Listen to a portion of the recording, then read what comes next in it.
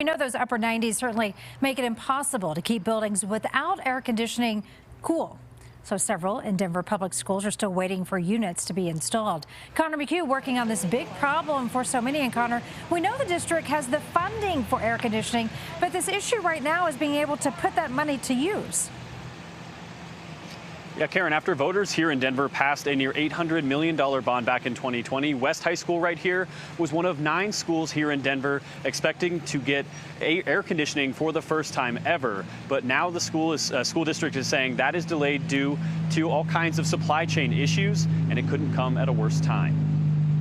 With temperatures stuck in the 90s, it's far from comfortable in many Denver schools. This year, 40 remain without air conditioning, and now multiple are making drastic changes because of it. To conduct an early release, that's our last resort. We do see it as a learning disruption, unfortunately. Trina Marsal with DPS says every day crews focus solely on heat mitigation. But while cracked windows and cooling devices provide a minor fix, a big one is in the works. It all comes back to a bond passed by voters in 2020. We have $28.5 million that is dedicated to air conditioning. The end result will be AC in 24 prioritized schools by 2023, but only one of the 9 scheduled for this year is complete. Due to supply chain issues.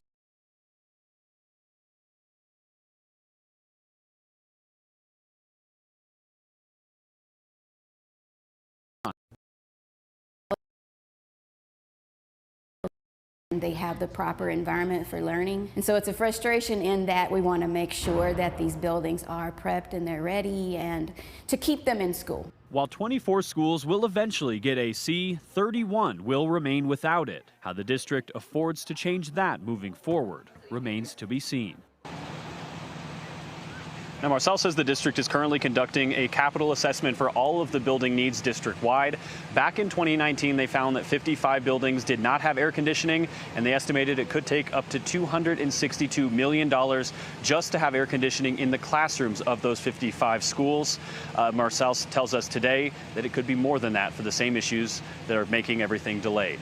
Live in Denver, Connor McHugh covering Colorado First. Connor, certainly have to figure this out. Thank you so much.